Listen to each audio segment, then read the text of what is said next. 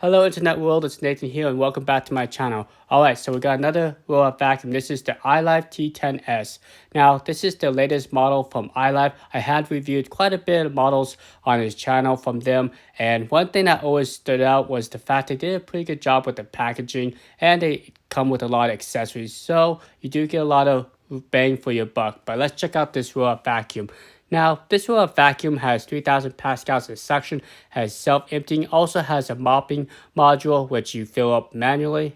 So this is a pretty interesting design. You got a water tank, you got a dustbin right there. I believe it's around 400 milliliters. Also, you have a charging contact and a dust collection chute, so this robot can empty out its dustbin. Now, iLife does provide two side brushes, plus you got a spare, so that's a nice touch. Plus, you have a combination style extractor bar. I do recommend all-over brush designs if you have a lot of pet hair, but don't worry, iLife does include a cleaning brush.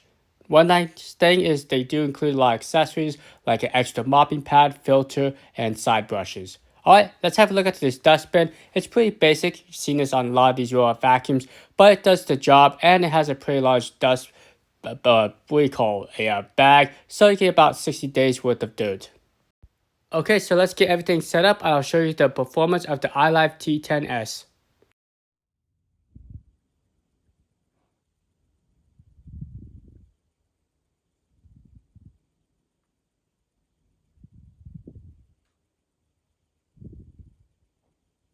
Start automatic.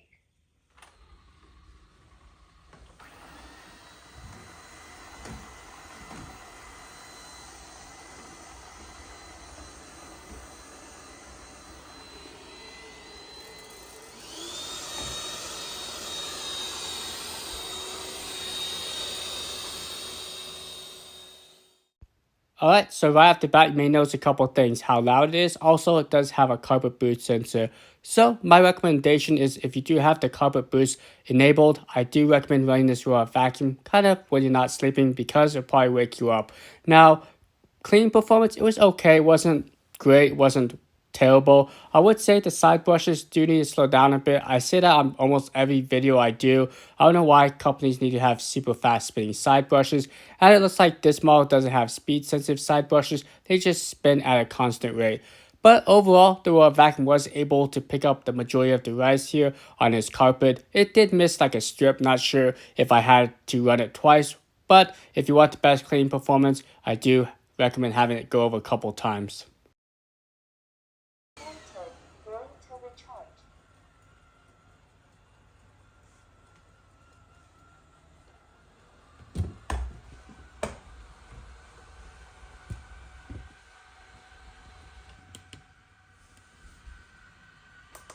Start recharging. Take out the dust box.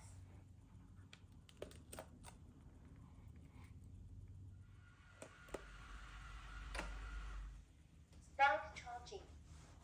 Start dust collecting.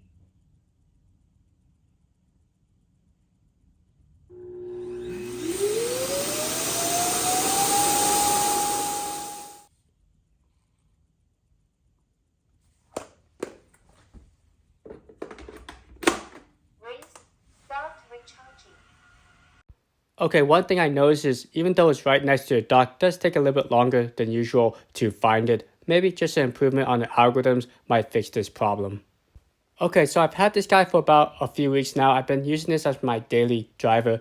Overall, this roll-up vacuum does what it needs to do. Go out and clean. There's not a lot of extra features in the app. For example, some models had cameras, they had AI to avoid certain obstacles, but for the most part, this roll-up vacuum will get the job done. I would recommend picking up the area because it does like to eat up cables, but most of these roll-up vacuums will do that despite having more advanced AI systems on board.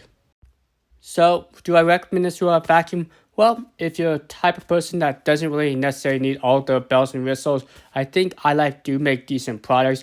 One thing that really stood out is iLife's been around for a while. They do have product support, customer service support, and also you can get their parts pretty easily. So that's just something to be careful of. If you buy a cheaper brand that you may not heard of, you may have trouble finding parts later on.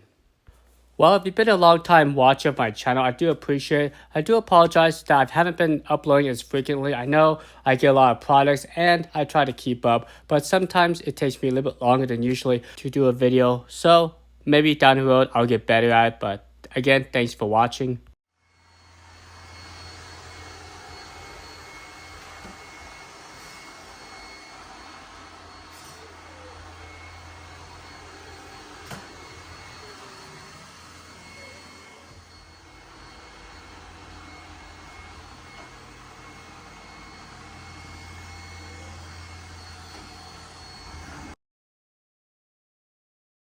Okay, so some people actually named the robot vacuums. I'm naming this the Destroyer. You can see that this robot vacuum is attacking this poor little guy, but eventually they become friends. Maybe the T10 wants to be more of a cleaner and doesn't like being bothered or having anything on top of him. But this guy is picking on Luna. I do feel bad. I should have intervened, but I decided to play it out and see if they can get along. So if you have obstacles on the ground, like toys, small children, I do recommend picking them up because the T10 is a little aggressive and has no problem pushing things around. But in the long run, it's okay because Luna was safe, was able to get back up.